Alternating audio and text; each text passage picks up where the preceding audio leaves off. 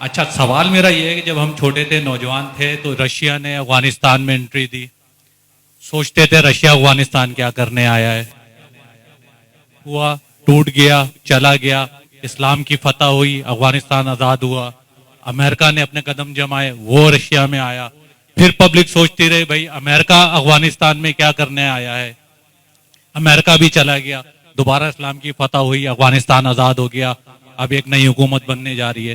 سوال عام general public کے دماغ میں ابھی بھی ایک ہے جو میرے دماغ میں بھی ہے، باقی تو آپ کے لیکچر سے میرے 99.9 سوالات نکل گئے جو میں سوچ کے آیا تھا. ماشاءاللہ یہ دونوں کرنے کیا آئے تھے افغانستان میں؟ ایک جرنل جو پرسپشن ہے سب کا کہ یہ پاکستان کے لیے آئے تھے اور پاکستان کی ایٹامک جو پاور ہے اس کے در پردہ اس کے پیچھے آئے تھے.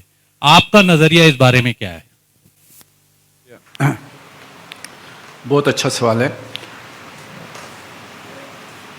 اور یہ بھی آپ نے مجھے ایک اچھا فیڈ بیک دیا ہے کہ چلیں آپ کے جو بہت سارے سوالات تھے وہ اس میری گفتگو سے حل بھی ہوئے ہیں الحمدللہ.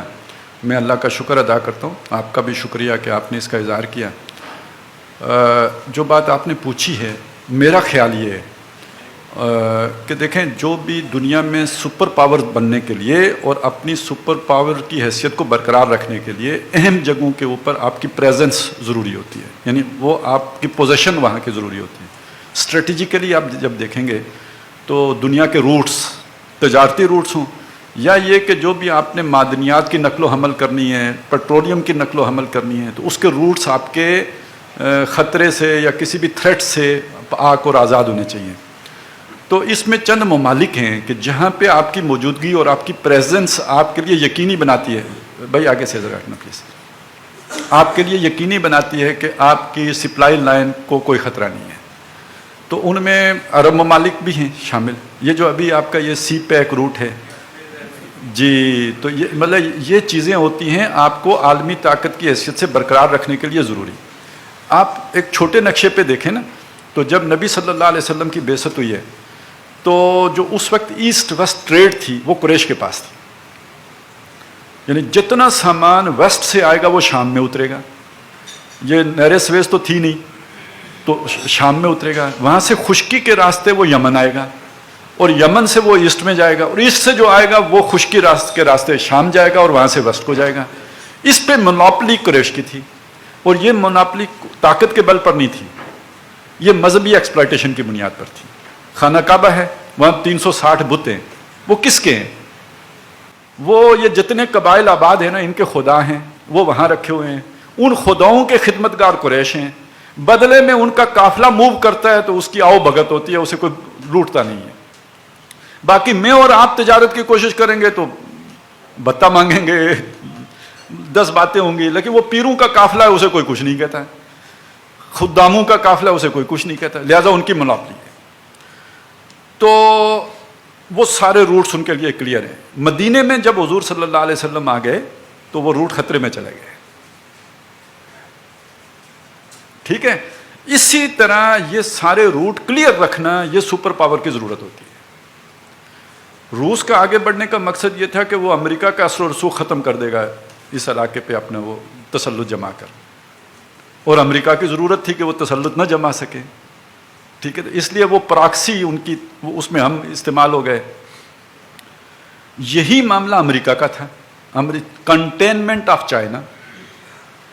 اگر آپ کو یاد ہو تو 90s میں وہ جو رابن رافیل تھی وہ ایک ایجنڈا لے کے آئی تھی کہ کشمیر کو خود مختار بنا دیا جائے.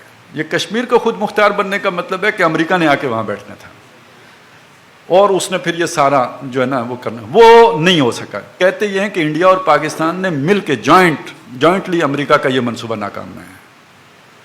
تو اب جب وہ حکومت بدل گئی، جب اس کی جگہ پہ یہ بش لوگ آ گئے تو انہوں نے کہا کشمیر نہیں تو افغانستان آ جاتے ہیں.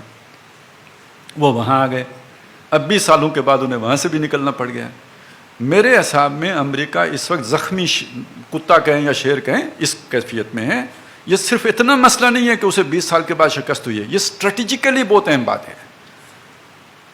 یہ خطہ چائنا کے ہاتھ میں جا رہا ہے، یہ امریکہ نہیں برداشت کر سکتا.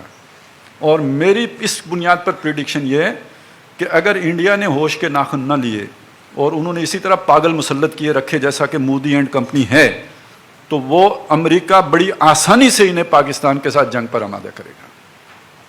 اب میرے حساب میں امریکہ کے پاس آخری پتہ یہ رہ گیا ہے، نہیں تو وہ اس خطے سے آؤٹ ہو گیا ہے۔ ایران میں اس کے پاس جگہ نہیں ہے، افغانستان سے وہ باہر کر دیا گیا ہے، پاکستان میں اب بہت مشکل ہو جائے گا۔ اب یہ جو افغانستان کے اس کے نتیجے میں یہاں کی اب سوچ بدل گئی ہے، یہ کسی حکومت کے لیے اب ممکن نہیں ہے کہ وہ اعلانیہ ان کو تحفظ دے سکے۔ تو اور ویسے بھی نیچرلی بھی یہ اپنی اپنی ڈیمانڈز ہوتی ہیں، جب انہوں نے سروائیو کر لیا تو ہماری تو ہر اعتبار سے وہ ضرورت ہیں اور ان کی ہم ضرورت ہیں، ٹھیک ہے، تو نیچرلی قریب چلے جائیں گے۔ یہ امریکہ افورڈ نہیں کر سکتا، لہذا اس کا نیچرل الائی پھر انڈیا بنے گا، اور یہی چائنا کی کنٹینمنٹ کے لیے بھی اب انڈیا ہی ذریعہ بنے گا۔ تو یہ اس خطہ یعنی یہ بھی ایک بہت بڑا خطرہ ہے، اور یہ ہندو کی بیوقوفی سے ہوگا۔